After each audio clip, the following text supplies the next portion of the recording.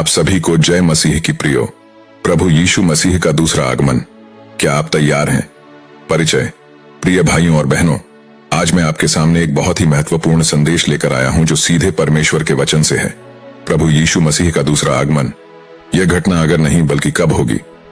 और आज मैं आपसे एक सवाल पूछता हूं, क्या आप तैयार हैं? बाइबल स्पष्ट और शक्तिशाली ढंग से यीशु मसीह के दूसरे आगमन के बारे में बताती है। प्रकाशित वाक्य की पुस्तक में हम इस अद्वितीय दिन के बारे में पढ़ते हैं जब यीशु फिर से आएंगे, जीवित और मृतकों का न्याय करेंगे और पृथ्वी पर अपने राज्य की स्थापना करेंगे। लेकिन दोस्तों, ये केवल जानने की बात नहीं है कि मसीह आएंगे, बल्कि यह तैयार होने की बात है। तो हम कैसे तैयारी करें? कैसे हम इस महान घटना की प्रतीक्षा में जीवन व्यतीत करें?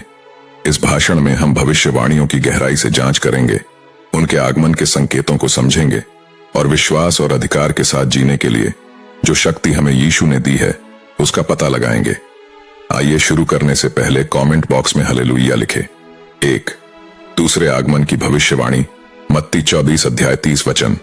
बाइबल भविष्यवाणियों से भरी हुई है जो यीशु मसीह के आगमन की बात करती हैं। मत्ती 24 अध्याय 30 वचन में स्वयं यीशु ने कहा, तब मनुष्य के पुत्र का चिन्ह स्वर्ग में प्रकट होगा और तब पृथ्वी की सब जातियां विलाप करेंगी और वे मनुष्य के पुत्र को स्वर्ग के बादलों पर सामर्थ और बड़ी महिमा के साथ आते हुए देखेंगी। यह वचन सिर्फ एक दूर की आशा नहीं है, यह एक निश्चितता है। यीशु फिर से महिमा में और सामर्थ के साथ आएंगे। लेकिन ध्यान दें, संसार की जातियां विलाप करेंगी। क्यों? क्योंकि बहुत से लोग महसूस करेंगे कि वे उनके आगमन के लिए तैयार नहीं हैं। हमें खुद से पूछना चाहिए, क्या हम ऐसे जी रहे हैं कि हम उन्हें खुशी से स्वागत करेंगे या पछतावे के साथ? यह भविष्यवाणी हमें याद दिलाती है कि हमें हर दिन चौकस रहना चाहिए और उनके आगमन के लिए प्रार्थना करनी चाहिए। 2. उनके आने के संकेत। मत्ती 24 अध्याय 6 से 8 वचन। यीशु ने हमें उनके आगमन के बारे में सुराग दिए हैं। उन्होंने 6 से 8 वचन में अपने शिष्यों से कहा, तुम युद्धों की चर्चा और युद्ध की अफवाहें सुनोगे। देखो, घबराना मत, क्योंकि यह सब होना ही चाहिए, परंतु यह अंत नहीं है। राष्ट्र राष्ट्र के विरुद्ध और राज्य राज्य के विरुद्ध उठ खड़ा होगा और जगह जगह अकाल और भूकंप होंगे। ये सब पीड़ाओं का प्रारंभ है। ये अंत समय की पीड़ाएं हैं। हर युद्ध, हर भूकंप, हर अकाल, हर आपदा एक अनुस्मारक है कि यह संसार अनंत नहीं है, यह समाप्त हो रहा है। लेकिन डरो मत, इसके बजाय इन संकेतों को एक कार्यवाही के आह्वान के रूप में लो। अपने हृदय को राजा के आगमन के लिए तैयार करने का समय है। क्या आप इन संकेतों पर ध्यान दे रहे हैं या इस दुनिया की अस्थायी चीजों में उलझे हुए हैं? यीशु हमें चेतावनी देते हैं कि अचानक पकड़े न जाएं। वह चाहते हैं कि हम समय के संकेत को पढ़ें और समझें कि हम किस समय में जी रहे हैं। 3. धर्मी चमकेंगे। मत्ती 13 अध्याय 45 वचन। उनके लिए जो तैयार हैं, एक शानदार प्रतिज्ञा है। मत्ती 13 अध्याय 43 वचन में यीशु कहते हैं, तब धर्मी अपने पिता के राज्य में सूर्य के समान चमकेंगे। जिसके कान हों वह सुने। क्या सुंदर आशा है। जो मसीह के प्रति विश्वास योग्य रहेंगे, वे सूर्य की चमक के समान उनके अनंत राज्य में चमकेंगे। यह कोई कल्पना या दूर का सपना नहीं है, यह एक प्रतिज्ञा है हर उस विश्वास के लिए जो आज मसीह के प्रकाश में चलता है। सवाल यह है, क्या हम धर्म में जी रहे हैं? क्या हम पवित्रता और सत्य में चल रहे हैं, या इस दुनिया की अंधकारमयता हमारे प्रकाश को धुंधला कर रही है? याद रखें, केवल वे लोग जो धर्म में चलते हैं उनके आगमन के लिए तैयार होंगे। 4. विश्वासियों को दिया गया अधिकार। लूका 10 अध्याय 19 वचन। भाइयों और बहनों, न केवल हमें उनके आगमन के लिए तैयार रहना है, बल्कि हमें यीशु मसीह द्वारा अधिकार भी दिया गया है कि हम इस प्रतीक्षा के समय में साहसपूर्वक जीवन व्यतीत करें। लूका 10 अध्याय 19 वचन में यीशु ने कहा, मैंने तुम्हें सांपों और बिच्छुओं को कुचलने का और शत्रु की सारी शक्ति पर विजय पाने का अधिकार दिया है और तुम्हें कुछ भी हानि नहीं पहुंचेगी। क्या आप समझते हैं कि इसका क्या मतलब है? विश्वासियों के रूप में हमें डर में बैठने के लिए नहीं बुलाया गया है, बल्कि हमें अधिकार दिया गया है शत्रु को पराजित करने, विजय में जीने और अंधकार में मसीह के प्रकाश को फैलाने के लिए। क्या आप आज उस अधिकार में चल रहे हैं, या आप उस शक्ति को भूल गए हैं जो यीशु ने आपको दी है? अब समय है उठने का, उस अधिकार का उपयोग करने का जो परमेश्वर ने हमें दिया है, और अपने विश्वास में दृढ़ रहने का। 5. विश्वास में तैयार रहना। मत्ती 25 अध्याय 1 से 13 वचन। मत्ती 25 अध्याय 1 से 13 वचन में यीशु 10 कुंवारियों का दृष्टांत बताते हैं। 5 समझदार थीं और 5 मूर्ख। समझदार कुंवारियां अपने दीपकों के लिए अतिरिक्त तेल ले आईं, जबकि मूर्ख ऐसा नहीं कर पाईं। जब दूल्हा आया तो मूर्ख कुंवारियां तैयार नहीं थीं और शादी के भोज से बाहर रह गईं। यह दृष्टांत स्पष्ट चेतावनी देता है कि तैयार रहो। दूल्हा यीशु का प्रतीक है और कुंवारियां हम में से उन लोगों का प्रतीक हैं जो उनके आगमन की प्रतीक्षा कर रहे हैं। तेल हमारे विश्वास और तैयारी का प्रतीक है।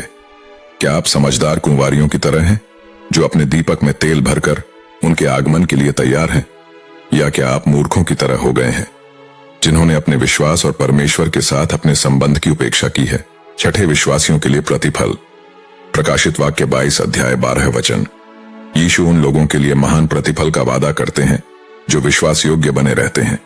प्रकाशित वाक्य 22 अध्याय 12 वचन में लिखा है, देखो मैं शीघ्र आने वाला हूं और हर एक को उसके काम के अनुसार प्रतिफल देने के लिए मेरे पास है।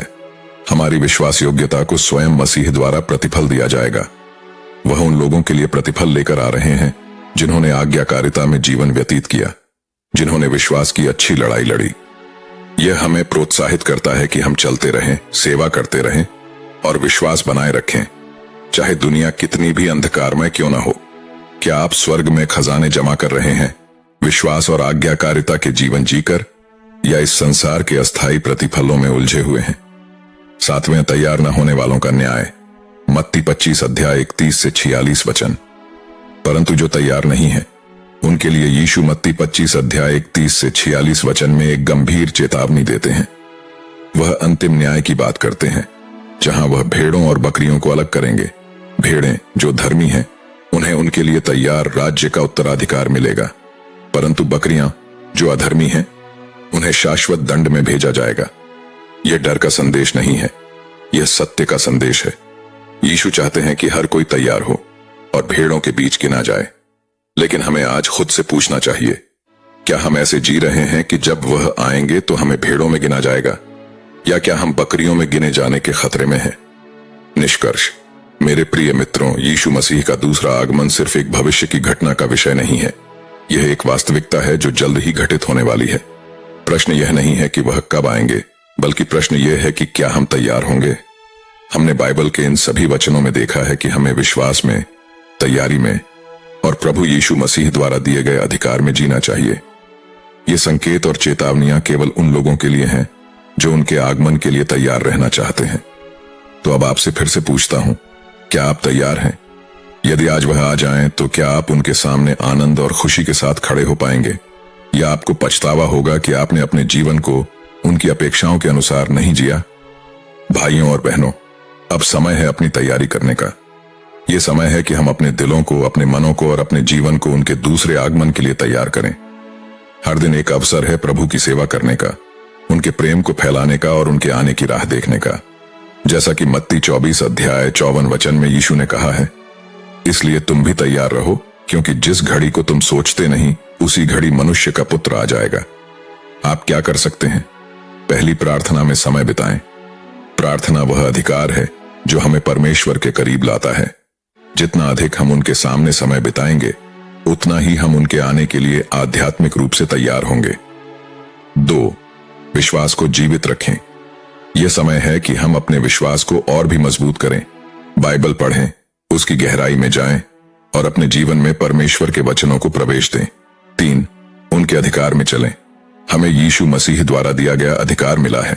हमें शत्रु से डरने की आवश्यकता नहीं है। अब समय है विजय में जीने का, जो कि यीशु ने हमें दी है। 4, परमेश्वर के राज्य के कार्यों में संलग्न हों। उनके आने के लिए तैयारी का सबसे अच्छा तरीका है कि हम उनके राज्य का प्रसार करें, दूसरों के साथ सुसमाचार साझा करें, सेवा करें और अपने आसपास के लोगों की आध्यात्मिक जरूरतों को पूरा करें। क्या आप तैयार हैं? भाइयों और बहनों, यीशु मसीह का दूसरा आगमन निश्चित है। यह दिन बहुत ही महिमा और सामर्थ्य से भरा होगा, लेकिन यह दिन उन लोगों के लिए भी आश्चर्यजनक और भयावह होगा जो इसके लिए तैयार नहीं है। इसलिए आज यह संकल्प लें कि आप उनके लिए तैयार रहेंगे। अपने जीवन को परमेश्वर के वचन के अनुसार जिएं और अपने दिलों को उनके आगमन के लिए तैयार रखें। यह समय है कि हम समझदार कुंवारियों की तरह तेल से अपने दीपक को भरें, ताकि जब दूल्हा आए तो हम खुशी और आनंद के साथ उसके स्वागत के लिए खड़े हों। यीशु मसीह आ रहे हैं और यह सुनिश्चित करने का समय है कि जब वह आए तो आप तैयार हों। क्या आप तैयार हैं?